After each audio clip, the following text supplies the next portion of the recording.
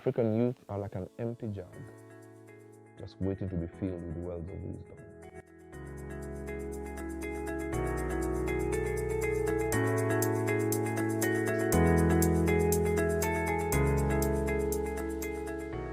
Welcome to Charmar News, viewers. We appreciate you taking time to join us. In today's interview, we have a motivational speaker and a life coach from Kenya, Dr. Robert Burale. You're welcome, sir.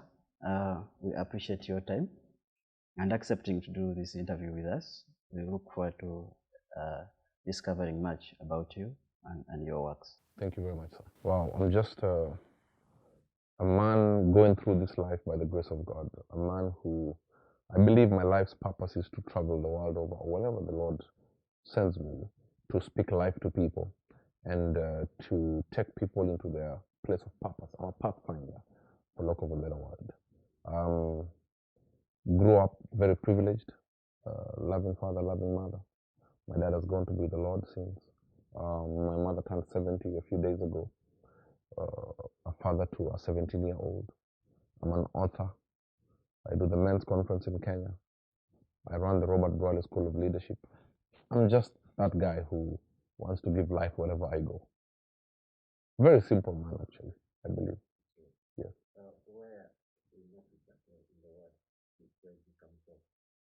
Well, I'm from Kenya. Live in Nairobi, the capital city, but my home is Busia, which is the border of just the border of Kenya and Uganda. Yeah, so I'm 100% Kenyan, and my tribe is Luya from Busia. Yes. You're the founder of Naked Truth Movement. Yes. What is this movement about? The Naked Truth Movement is a movement where we give people platforms to hear things and to speak things that the society has whispered about or ostracized them about. The Naked Truth was born after my marriage failed. And I realized that there was a lot of judgment. People at some point didn't want to associate with somebody who's divorced. And one time in prayer, I had the Lord telling me, I will give you a platform that you will be able to express things to people who feel they cannot be used or life has passed them by. You understand? People who, let's say, former drug addicts, alcohol abusers, you understand? And they want to get something out of their life. The society can be very judgmental. So Naked Truth offers that platform to discuss matters of life that largely are whispered about. And of course, it has grown into many other things within the training and PR field. But it is a platform to discuss relationships, purpose, and bring in people and fuel them, to resend them to get into the place of purpose, even when they had messed a little bit. The Naked Truth. It has been absolutely fantastic. When we started the Naked Truth, it was just amazing. When I first had the first meeting, I remember a day before there was uncertainty, we were tense. How would it be received? But we were grateful to God that it was very successful. And now we've been able to go to Botswana, we have gone to Florida, we've gone to Dallas, we have gone to many, many states in the US, and many other countries actually for that matter. Tanzania, I have been. Rwanda, I have been. So it's many, many places we have gone. You are quoted saying, love is not enough reason to marry. It isn't love to properly sustain love. In fact, if anybody marries for love, that's a confused person. Love cannot be the main thing. Purpose is the main thing. Because if you talk to a couple right now, they don't always feel like they love each other. That loving feeling is not always there. And I hear the statement, oh, I fell in love. Did you trip? Were you walking, then you fell? You don't stumble into love. You are intentional about love, about loving somebody. And the person you're loving is somebody in line with your purpose. You understand what I'm saying? For example, if you're called to maybe destitute children or orphans, even if you are attracted to a woman, but she does not like orphans, love will not count, because then your purpose is affected. You understand? A woman will not marry a man who maybe is violent, and she wants to start a GBV recovery center. So it's not just about love. I mean, people can fall in love with mothers because they're tall, dark, and handsome, tall, brown, and whatever. But it's purpose that should bring people together.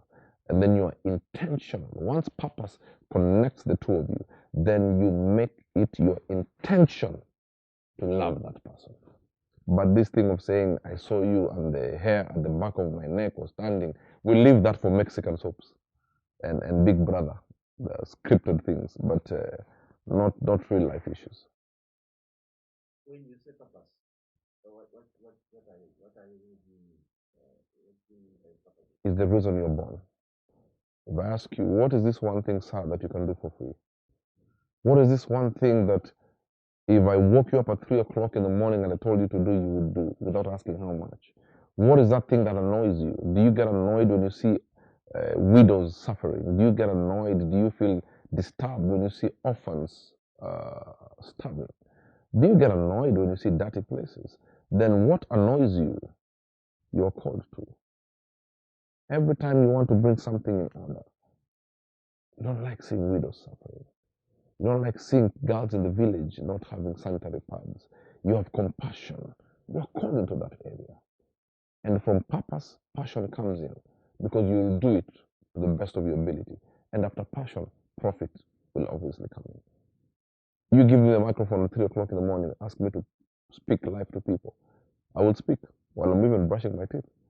But if you tell me now, wake up and pay your million shillings to be an accountant, I will struggle. You understand? But you can't really describe the feelings you take for example, you meet a woman, the feelings, the affection you have, the kindness you have. Yes. You can't really. No, you cannot throw away love. Those are the attractions, but it's not what will hold your relationship together. You know, when you first met your wife, and anybody watching or listening, when you first met your spouse, you know, she could do nothing wrong. He could do nothing wrong. If she smiles, you say that's the best smile. 3 years later, you'll be asking, why are you smiling? So yes, love is important, but cannot be the bedrock of the relationship. For example, if you can find a girl, you have compassion, you love caring for the community, things that together, the Christian Yes. but they not that mutual thing for each other. Right. For example, if you choose to stay with this woman, can the purpose and passion you have for what I would call the outer thing bond you into, say, a successful marriage? Yes and no. Yes, because if you're brought in together for a common purpose, let me give an example. We're in Africa. There's a lot of political gamesmanship going on in many countries in Africa. So you can get two people coming together because they want to fight a certain opponent, maybe a strong opponent. So when they come together and they succeed, then the bond is there. They are forced to work within the parameters of what brought them together. Then you start now seeing the good side of everybody. In a relationship, yes, and sometimes it may not work because we cannot entirely remove the attraction. Because when two people come together, you must be physically attracted, spiritually compatible, and you also have to be mentally compatible. So I'm not dismissing those things. I mean, even for me, I will not just look at somebody. I also must. There's a type of girl that I like. You understand? Maybe they'll say I'm the guy who likes light-skinned women or dark-skinned women. That cannot be ignored because we are social beings. But what I'm talking about is that there are some things that die off. I'm sure there's a couple listening to me right now, and they may not be saying anything to each other, but in their head they're saying, you know, that guy is saying the truth. You know, couples don't wake up feeling like they're in love with each other every day, but they say, you know what, we're in this together. I made a decision, and I'm intentional in loving you and being with you for the rest of my life. You are my friend. We're in purpose together, so we have to make it work. Somebody says marriage has no formula. A successful marriage, there is no formula to love and achieving a successful marriage. Is that person correct? Absolutely not. Absolutely not. Even the Bible says, I'll give you a partner suitable to yourself. The suitability. Communication. Why do we have marriage counselors? To take people back to the mistakes that they made. You understand? If a couple don't communicate, trust me, there's a problem. If a couple don't put the parameters around for the in-laws, because in-laws play a major role in breaking in divorces, You understand? Especially mothers-in-law. You understand? So there's a formula to a successful marriage. I mean, yes, every couple is different, but there are some common things. People who have been married for long will tell you: communication, two people who forgive each other, two people who know even in disagreement, they're fighting from the same side. Those are things that hold for successful marriages. Other things like my wife doesn't like movies, my husband doesn't like going out, those are things that are tailor-made to people based on their personality, their likes and their dislikes. But there's some things that honestly, if you had 100 couples here who have been married for 50 years and you ask them what is the secret, I'm sure communication, forgiveness, how they fight their battles will be a common thread in what most of them are saying. What advice would you give to a couple that are struggling for various reasons, for example, infertility, Yes. Any sex life Yes. into the family, why, social setting, what advice would you give such a couple to realize their relationship? All right. You know, once we understand their seasons and stages, if you get married at 25, for example, you'll enjoy your sex life. You're strong. But then don't put yourself under pressure at 55 to do the things you're doing at 25. You don't expect your wife to be somersaulting from the bathroom to the bedroom. You'll be taking her to the casualty for emergency. So you have to understand the seasons and times that change. And infertility is a thing that has happened, maybe because of diet, or some things genetic, the genetic makeup of somebody's family and all that. But we are also moving in as far as technology and ideas in this world. So there's no harm in looking for help. You understand? Even when sex life has gone down, you work within. I love watching football. And there was a player for Manchester United called Ryan Giggs. He played almost, I think, up to 42 or something, or 40. But what he did when he was in his formative years as a Premier League player, he would run from box to box and run back and score goals. So when he got to 35, he decided, fine, I have the brains, but not the legs. So I'll reduce my running, but work on my accuracy in passing the ball.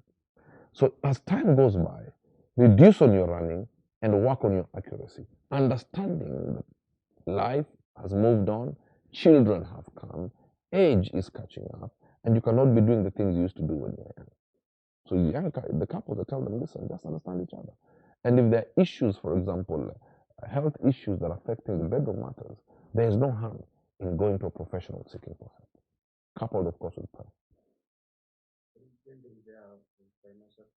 Yes. Couples differ they save the money, they use the money, who contributes to what. In Uganda here we always say women tend to say my money, your money. So you find a man putting all the bills and stuff like that. How should couples handle financial issues? What's the best way to deal with money issues in relationships, especially in marriage? Yeah, I've had that statement even in Kenya. My money is my money, your money is our money. I think that statement was marinated from the pits of hell. Because when a couple comes together, yes, the man is the provider, the priest, and the prophet of the home, the leader. But there's no harm in sometimes. Let me tell you, we are men here. There are times you have highs and lows. There's no harm in your wife covering you. There's no harm in your wife saying, this month, let me buy, as you're paying the rent, let me do the shopping for the month, let me pay the house up. There is nothing wrong. As long as two people are in agreement. I mean, we are a twosome. Even when you have children, I have given you seed and you have given me your womb. We are working together for results. So there's this gospel that has come and this new age kind of thinking that has come to try to affect the family unit by saying, my money is my money, your money is our money. That's a statement that can bring division and can also make men become arrogant. Okay, I'm paying all the bills, fine. I'll pay everything, but don't control me. When I come home after 2 days, you'll hear a man saying, don't I provide? Don't you have a roof over your head? Are you going hungry? And the kids going to school? So you see, it starts bringing a supremacy battle. But I would love when couples just agree, today, honey, let me do this. I know it's been a tough month for you. I know business was not good for you this month. Maybe the man is in business. Let me step in. The lady says, this month my employer, because of Corona, did not give us a salary. Can you add into this and that I usually do? Please help me. When couples do that, we'll have a very happy society. So these statements from the West, we have to kill them. Recently, we had a court ruling in Uganda. Yes. It came from a divorce about 10 years ago. Couple had been together for long, but partly not well. And in the ruling, the prior ruling from the lower court said they should divide the family wealth 50-50. The man said no. I paid school fees for this woman. She was a stay-home mother. She can't get 50%. So she appealed, and the appellant court ruled that a woman or a partner is not entitled to. Say the woman is not entitled to 50%, and it says that her contribution, the percentage she gets is an assessment of what she contributed. For example, did she bring money how much? If you're building a house, or she is supervising the site, these details. For example, if she was a film, then they evaluate, they monetize the account. Right. Yes. Yes. From your Christian understanding, if such judgments coming, where is the future of marriage? Because now women are failing to contribute directly, and they are under pressure to contribute if they not. Yes. What and it's very sad, even from a pastoral point of view. The Bible says, why should two believers take their matters to an unbeliever to decide for them? But what am I saying? Fine. There are two ways to look at it. You're saying the woman was a stay-home mom. Fine. Be that as it may. And yes, the man maybe has made a lot of money and has been promoted. You cannot quantify the peace that woman brought to the man. You can't quantify the fact that she stayed home, made the home a beautiful home, peaceful home, that the man could do more courses that helped him get promoted. So you can't quantify that, because there is a way that peace can make a man get into upward mobility. If a man has a peaceful home, that man can conquer anything. So where do you leave that woman? Because stay-home mom, she was taking care of this man's children. Yes, he's paying school fees, but the woman is also inculcating values to his children, that the children are well behaved, that the man is not stressed, that they can go out there and work. So I think if you look at it from a lady's point of view, the wife's point of view, yes, I believe she deserved quite a bit, because yes, she may not have brought money per se, but she created an environment for that money to be made. But then, I'm a divorced man. I don't advocate for divorce. I don't. Marriage is a good idea. Marriage is a good idea. When couples look for the door out, guess what, sir? You'll get it.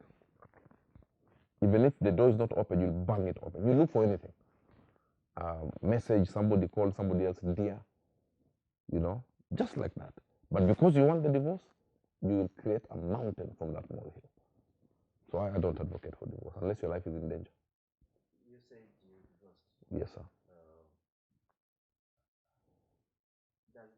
What does divorce bring into someone's life? Does it bring liberation? Does it bring freedom? Does it bring anger, anguish, loneliness?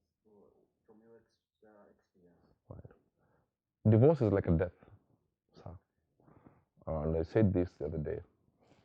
You may throw words at each other during the course of the case, but when you're given the final document, then you feel like something has died, and that thing can never be recovered again.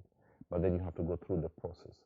There's a process of anger, bitterness, self-pity, and then you get over it, where now you can meet your ex-spouse and not feel pain or bitterness towards that person, and you can talk. So divorce has all those things. And many people say, oh, liberation. What liberation? When you're used to being with somebody and working as a team, when that is taken away from you, let nobody lie to you that it's all good. It will be good for a while, that you can go home anytime. You can sit at home and do whatever you want. You can eat whatever you want, but after some time, then your system starts asking for that which your system was created for. So not divorce is not freedom now. Cushioning or some sort of saving from all these things that are coming up to destroy marriage. Is there a need for, like, I don't want to call it a movement, deliberate effort to try and save the institution of marriage? Yes, sir. And I think you used the right word. There has to be a movement to save the marriages, because if you realize the last few years, there's an agenda. There's an agenda. We hear couples are in open relationships.